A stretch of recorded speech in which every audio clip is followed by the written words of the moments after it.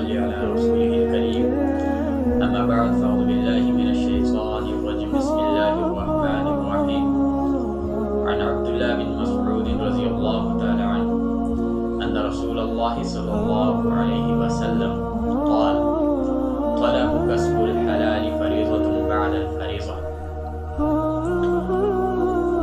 حضرت عبداللہ بن مسعود رضی اللہ تعالیٰ عنہ سے روایت ہے کہ حضور اقدس صلی اللہ علیہ وسلم نے ارشاد فرمایا کہ رزق حلال کی طلب کرنا دین کے اولین فرائض کے بعد دوسرے درجے کا فریضہ ہے۔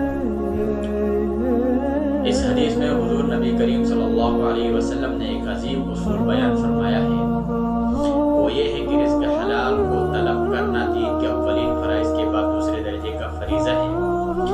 یعنی دین کے اولین فرائض تو وہ ہے جو ارکان اسلام کہلاتے ہیں، جن کے بارے میں ہر مسلمان جانتا ہے کہ یہ چیزیں دین میں فرض ہیں، مثلا نماز، روزہ، زکوٰۃ، حج وغیرہ کرنا، یہ سب دین کے اولین فرائض ہیں۔ حضور اقدس صلی اللہ علیہ وسلم فرماتے ہیں کہ ان دینی فرائض کے بعد دوسرے درجے کا فریضہ رزق حلال کو طلب کرنا ہے اور رزق حلال کو حاصل کرنے کی کوشش ہے۔ اس حدیث شریف سے چند باتیں معلوم ہو گئی ہیں، جن میں سے سب سے پہلی بات یہ معلوم ہوئی کہ ہم اور آپ رزق حلال کی طلب میں جو کچھ بھی کام کریں، چاہے وہ تجارت ہو، چاہے وہ کاشتکاری ہو، چاہے وہ ملازمت ہو، چاہے وہ مزدوری ہو، یہ سب کام دین سے خارج نہیں ہے بلکہ یہ دین کا حصہ ہے۔ لیکن یہ کام صرف مباح اور جائز نہیں بلکہ ان کو فریضہ قرار دیا گیا ہے۔ نماز روزے کے بعد دوسرے درجے کا فریضہ رزق حلال کو طلب کرنا قرار دیا گیا، لہٰذا اگر کوئی شخص یہ کام نہ کرے اور رزق حلال کی طلب نہ کرے بلکہ ہاتھ پہ ہاتھ رکھ کر بیٹھ جائے تو وہ محض فریضے کو ترک کرنے کی وجہ سے گناہگار ہوگا، کیونکہ شریعت کا مطالبہ ہے، شریعت کا مطالبہ یہ ہے کہ انسان سست ہو کر اور بیکار ہو کر نہ بیٹھ جائے اور کسی دوسرے کے دست نگر نہ بنے۔ حضور اقدس صلی اللہ علیہ وسلم نے ارشاد فرمایا کہ آدمی اپنے وسعت اور کوشش کے مطابق رزق حلال طلب کرتا رہے تاکہ کسی دوسرے کے سامنے ہاتھ پھیلانے کی نوبت نہ آئے، کیونکہ جس طرح اللہ تعالیٰ نے اپنے حقوق ہمارے اوپر واجب فرمائے ہیں، اسی طرح کچھ حقوق ہمارے اپنے نفس سے متعلق اور ہماری ذات سے متعلق اور ہمارے گھر والوں سے متعلق ہمارے اوپر واجب فرمائے ہیں، اور رزق حلال کی طلب کے بغیر یہ حقوق ادا نہیں ہو سکتے۔ اس کے بعد اس حدیث سے رہبانیت کی جڑ کاٹ دی گئی۔ عیسائی مذہب نے رہبانیت کا جو طریقہ اختیار کیا گیا تھا کہ اللہ تعالیٰ کا قرب اور اللہ کی رضا حاصل کرنے کا جو طریقہ انہوں نے بتلایا تھا کہ انسان اپنے دنیاوی کاروبار کو چھوڑے اور اپنے نفس اور ذات کے متعلقوں کو ترک کر دے اور جنگل میں جا کر بیٹھ جائے اور وہاں پہ اللہ اللہ کرے، اس کے علاوہ اللہ تعالیٰ کے قرب اور رضا حاصل کرنے کا دوسرا کوئی طریقہ نہیں ہے۔ تو اللہ تعالیٰ فرماتے ہیں کہ ہم نے انسان کو پیدا کیا ہے اور اس کے اندر نفسانی تقاضے رکھے ہیں،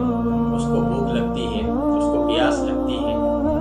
اس کو جسم ڈھانپنے کے لیے کپڑے کی ضرورت ہوتی ہے، اس کو سر چھپانے کے لیے مکان کی ضرورت ہوتی ہے، یہ سارے تقاضے ہم نے اس کے اندر پیدا کیے۔ اب ہمارا مطالبہ اس انسان سے یہ ہے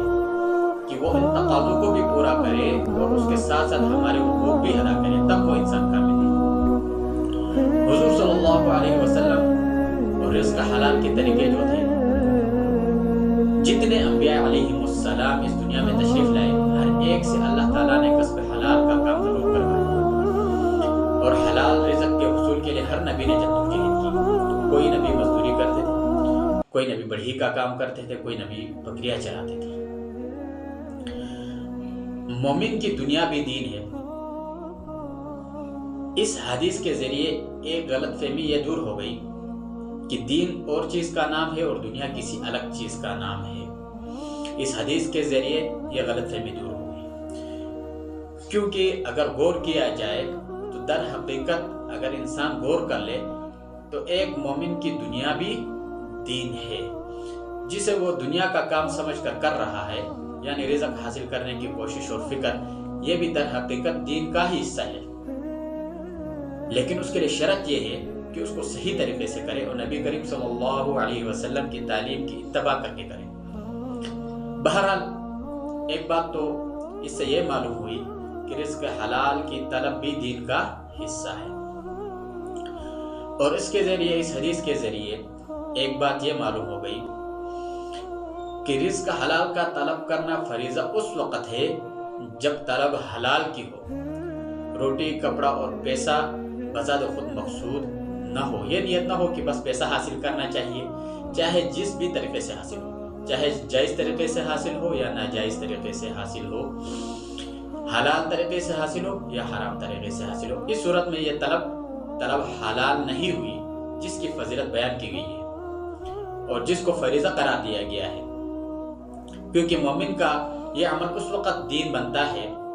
جب وہ اسلامی تعلیمات کے مطابق اس کو حاصل کرے۔ اسی طرح اس حدیث کے ذریعے ایک بات یہ معلوم ہو گئی کہ محنت کی ہر کمائی حلال نہیں ہوتی۔ بعض لوگوں نے وہ ذریعہ معاش اختیار کر رکھا ہے جو حرام ہے اور شریعت نے اس کو اجازت نہیں دی، مثلا سود کا ذریعہ معاش اختیار کیا ہوا ہے۔ اب اگر ان سے کہا جائے کہ یہ تو ناجائز اور حرام ہے، اس طریقے سے پیسے نہیں کمانے چاہیے، تو جواب یہ دیا جاتا ہے کہ ہم تو اپنی محنت کا کھا رہے ہیں، اپنی محنت لگا رہے ہیں، اپنا وقت صرف کر رہے ہیں۔ اب اگر وہ کام جو کر رہے ہیں حرام اور ناجائز ہے تو ہمارا اس سے کیا تعلق؟ اس بات کو اچھی طرح سمجھ لے کہ یہاں ہر محنت جائز نہیں ہوتی، بلکہ وہ محنت جائز ہوتی ہے جس میں اللہ تعالیٰ کے بتائے ہوئے طریقے کے مطابق محنت کی جائے۔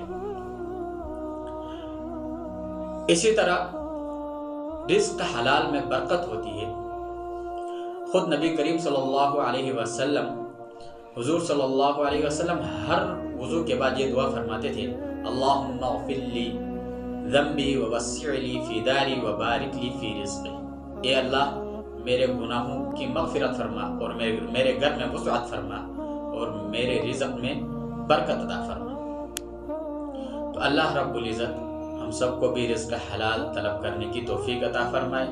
اور جتنے طریقے اللہ اور اس کے رسول صلی اللہ علیہ وسلم نے بتلائے